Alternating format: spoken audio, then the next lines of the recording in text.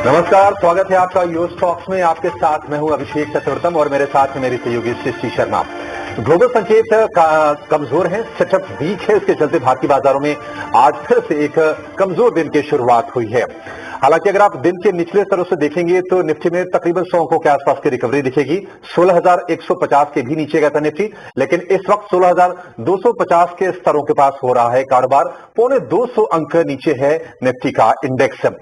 Sensex की बात करें तो वहां पर जो गिरावट है करीब करीब 600 अंकों के आसपास की है और निफ्टी बैंक में कमजोरी थोड़ी सी ज्यादा है परसेंटेज के लिहाज से। 1.25% के आसपास की कमजोरी आपको वहां पर दिखेगी और 450 अंक नीचे है निफ्टी बैंक। और वजह पूरी की पूरी ग्लोबल जो क्यूज वीक है उसके चलते भारतीय बाजारों में कमजोरी बढ़ रही है। डॉ फ्यूचर सुबह करीब करीब 400 अंक टूट गया था, उसके चलते निफ्टी में आज हम कमजोरी देख रहे हैं। आज अगर हम लूजर्स की बात करें तो oil and gas, financial stocks, IT ये बाजार पर प्रेशर बनाने का काम कर रहे हैं और अच्छे नतीजों के बाद इन लाइन नतीजे आए थे रिलायंस इंडस्ट्रीज के, लेकिन इसके बावजूद भी शेयर टूट रहा है और तकरीबन अब 3% नीचे है शेयर, 2500 रुपए के आसपास आ गया है। लगातार छठा दिन है आज बिकवाली का। अगर हम सेंसेक्स को और निफ्टी को सपोर्ट देने वाले शेयरों की बात करें तो आज निफ्टी में सबसे ज्यादा ऊपर है बजाज फिंसर्व, तकरीबन 1.25% के आसपास की मजबूती वहां पर है। इसके अलावा आज नतीजे आएंगे यूपीएल के, वो शेयर है 1.25% ऊपर। पावर ग्रिड, एचसीएच, बजाज ऑटो, ये कुछ और शेयर है जहां पर 1% से ज्यादा की मजबूती दिख रहे हैं। अगर हम ब्रॉडर मार्केट की बात करें तो वहां से भी संकेत बाजार की कमजोरी है और तकरीबन 1:5 का रेशियो है चढ़ने वाले और गिरने वाले शेयरों का जो रेशियो है। 320 शेयर है इस वक्त एनएसई पर हरे निशान में और उसके मुकाबले 1600 से ज्यादा शेयर हैं लाल निशान में। सवाल यह है कि बाजार का मूड क्या यहां से और खराब होगा? क्या निफ्टी पर 16,000 का जो स्तर है, जो क्रूशियल सपोर्ट लेवल भी माना जा रहा है, क्या वो भी खतरे में पड़ेगा? इन सब मुद्दों पर चर्चा करेंगे और आपके जो भी स्टॉक्स हैं और आपके जो भी सवाल है उस पर भी हम एक्सपर्ट से ओपिनियन लेंगे। लेकिन पहले आपको सवाल पूछने का तरीका बताते हैं। तो रोज की तरह हमारा फोन नंबर है 9167329108। इस पर आप फोन कीजिए, एसएमएस कीजिए या फिर व्हाट्सएप के जरिए भी आप अपने सवाल हमसे पूछ सकते हो। और सोशल मीडिया के जरिए अगर आप ईटी न्यूज़ स्वदेश को देख रहे हैं तो हमारे फेसबुक पेज, ट्विटर हैंडल या फिर इंस्टाग्राम पर जाकर @ET न्यूज़ स्वदेश पर आप अपने सवाल हमसे जरूर पूछ सकते हैं। और आज आपके सवालों के जवाब देने के लिए हमारे साथ हैं खास मेहमान वृद्धि इन्वेस्टमेंट के विवेक कारवा और सेंट्रल ब्रोकिंग के नीलेश जैन। विवेक और नीलेश, आप दोनों का बहुत शुक्रिया, स्वागत है ईटी न्यूज़ स्वदेश पर। नीलेश, पहला सवाल आपसे ही होगा निफ्टी के लेवल्स को लेकर। आज देखिए शुरुआत कमजोर हुई थी, थोड़ी सी रिकवरी की कोशिश है, लेकिन आप ये डेड कैट बाउंस कह सकते हैं नीलेश इसको। 100 अंक ऊपर जरूर आया है लेकिन अभी भी सेंटिमेंट वीक है, पौने 200 अंक नीचे है निफ्टी। ये बताइए कि 16,000 का जो क्रूशियल लेवल है उसके टूटने की आशंकाएं कितनी ज्यादा प्रबल है, ये बताइए पहले आप। नमस्कार अभिषेक, नमस्कार सृष्टि सभी को। देखिए अभिषेक, लगातार चौथे कंसेक्यूटिव सेशन हम एक बड़ी गिरावट का दौर देख रहे हैं। लगातार दूसरे कंसेक्यूटिव सेशन एक गैप डाउन ओपनिंग के बाद मार्केट निचले स्तर पर सस्टेन हो रहा है। हालांकि एक इंटरेस्टिंग सेटअप मैं कहूंगा वो निकल के ये आ रहा है कि फ्राइडे के सेशन में और आज के सेशन में हूबहू सिमिलर सॉर्ट ऑफ फॉर्मेशन जिसे हम डोजी कैंडल कहते हैं वो बनता हुआ नजर आ रहा है। तो ये कैंडल अमूमन एक इनडिसिजिव कैंडल होता है जहां पे कोई क्लियरिटी नहीं होती है ट्रेंड को लेकर, उसी प्रकार का कैंडल यहाँ पे बनता हुआ नजर आ रहा है। यहाँ पे इंपॉर्टेंट लेवल मैं कहूंगा 16,000 से पहले 16,200 का है।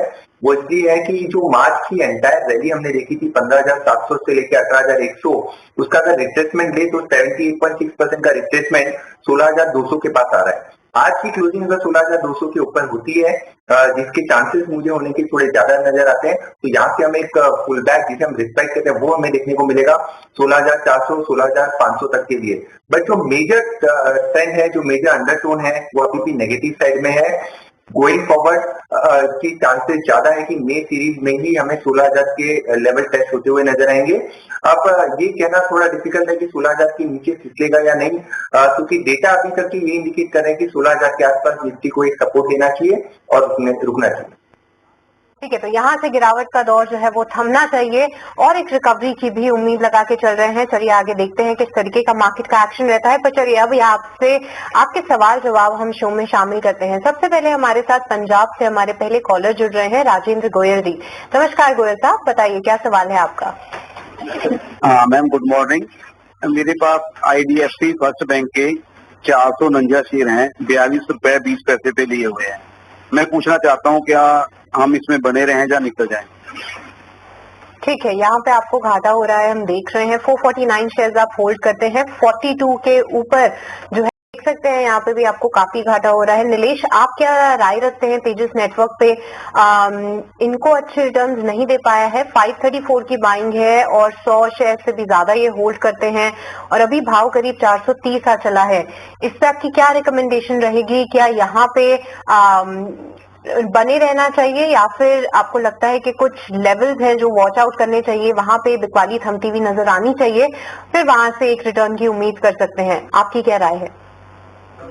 देखिए 6570 का वो लेवल है जहाँ पे एक डबल टॉप फॉर्मेशन यहाँ पे बनता हुआ नजर आया था और अमूमन यहाँ पे सर्किट टू सर्किट ट्रेड होते हुए हमने इस पर्टिकुलर काउंटर को देखा है।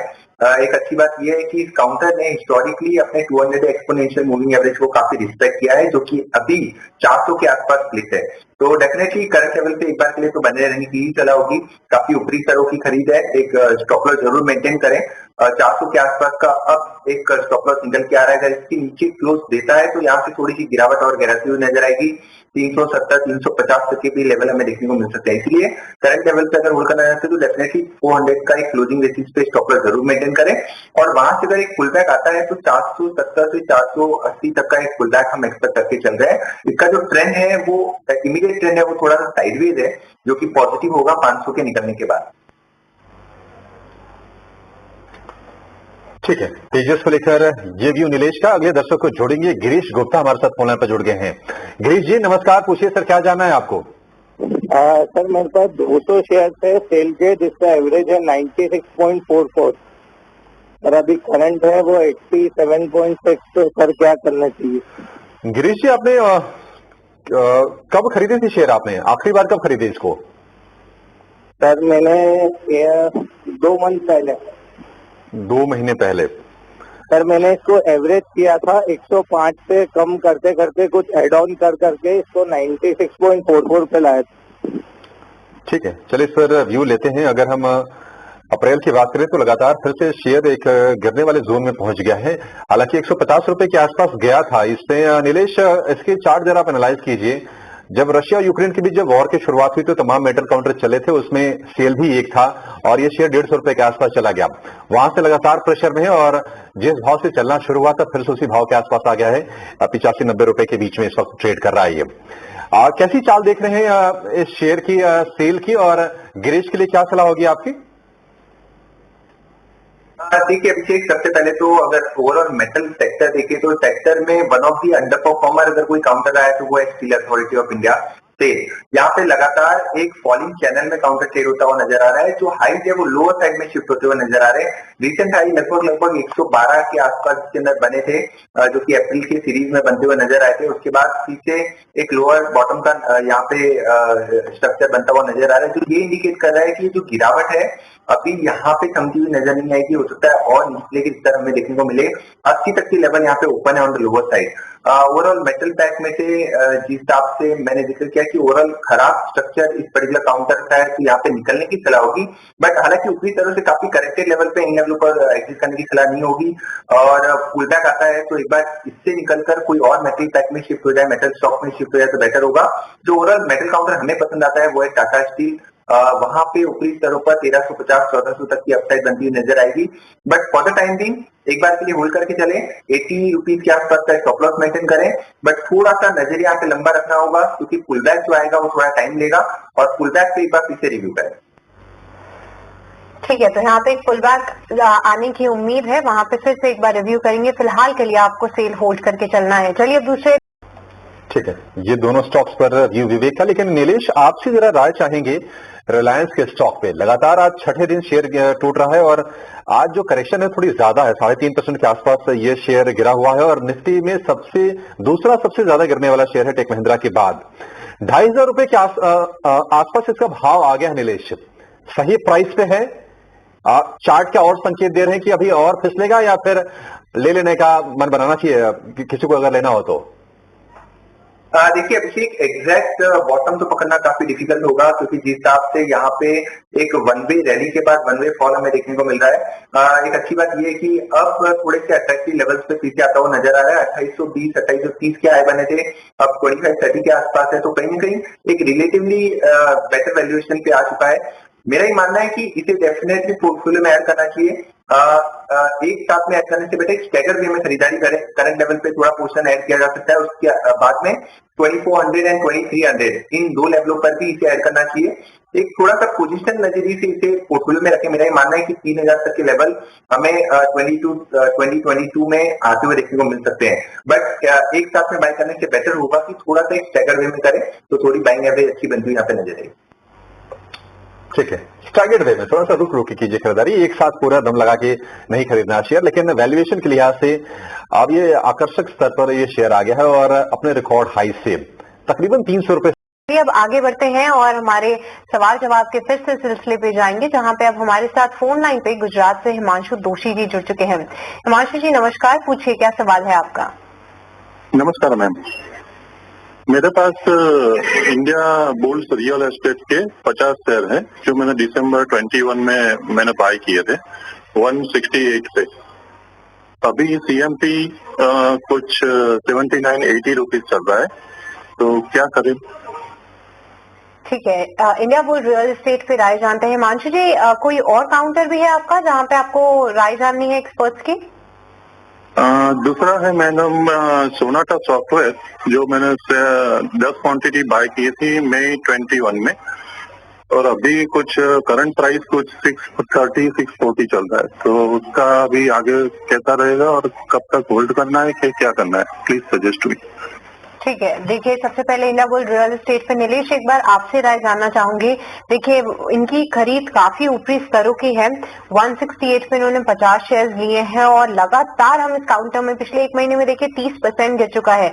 बट क्या ये स्तर आपको आकर्षक लग रहा है कि गिवन द फैक्टर कि रियल एस्टेट साइकिल आगे इंडिया में बूम करेगी और साथ ही जो मैनेजमेंट चेंज हुआ है उसको लेकर काफी सारे एनालिस्ट बुलिश हैं, बट टेक्निकल नजरिया आप इस पे शेयर करिए कि क्या ये स्तर अच्छा है एक एवरेज आउट करने के लिए, और इनकी जो बाइंग है ऊपरी स्तरों की है, इसमें अभी इन्हें क्या करना चाहिए।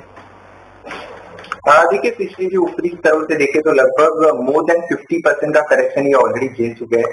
अब इन लेवलों पर सबसे पहले तो एग्जिट करने की सलाह तो नहीं होगी। इमीडिएट बेसिस पे देखें तो 72 रुपीज के आसपास का एक नेक्स्ट मेजर सपोर्ट निकल के आ रहा है। मैं कहूंगा अगर एवरेज भी करना चाहते हैं तो थोड़ी सी और गिरावट आने दीजिए, वेट कीजिए।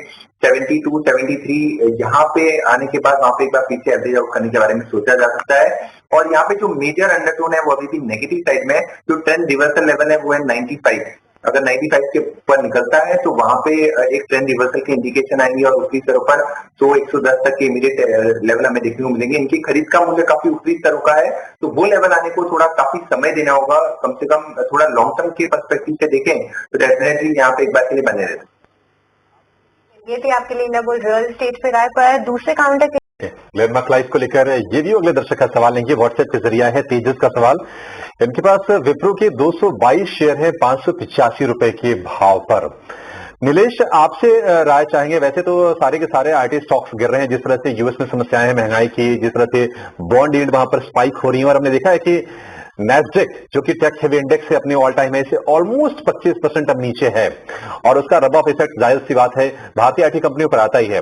वैसे पिछले साल के जो भी गेंस थे विप्रो में 450 रुपए से सफर की शुरुआत हुई थी, 700 रुपए के आसपास तक गया था शेयर, ये वो सारे के सारे शुरुआत के 4-4.5 महीने में गंवा दिए हैं शेयर ने ये, और बल्कि अब 480 रुपए के आसपास ये ट्रेड कर रहा है शेयर।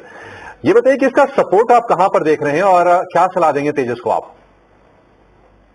देखिए अभिषेक, बिल्कुल सही कहा आपने। एक साल के लोवेस्ट नीचतम स्तर पर अब काउंटर ट्रेड हो रहा है, और जहां से शुरुआत की थी अप्रैल 2021 से ठीक उन्हीं लेवलों के आसपास पहुंचता हुआ नजर आ रहा है। बट ओवरऑल जो आईटी सेक्टर में हम पिछले 2 महीने से लगातार एक तरफा गिरावट देख रहे हैं, मेरा ये मानना है कि ओवरऑल निफ्टी आईटी इंडेक्स काफी ओवरसोल्ड हो चुका है। अब यहाँ पे जो रिस्क एंड रिवॉर्ड है वो लॉन्ग साइड में फेवरेबल है। जिनकी भी लॉन्ग पोजीशन है बिल्कुल इन लेवलों पर एग्जिट करने की सलाह नहीं होगी। यहाँ से हो सकता है थोड़ी और गिरावट आए, बट थोड़ा कंसोलिडेशन ज्यादा एक्सपेक्टेड है। अब जब कंसोलिडेशन जब यहाँ पे खत्म हो जाएगा तब हमें यहाँ से another leg on high side देखने को मिलेगा, जो इस काउंटर को 525 से लेके 550 और इमीडिएट बेसिस लेके जा सकता है।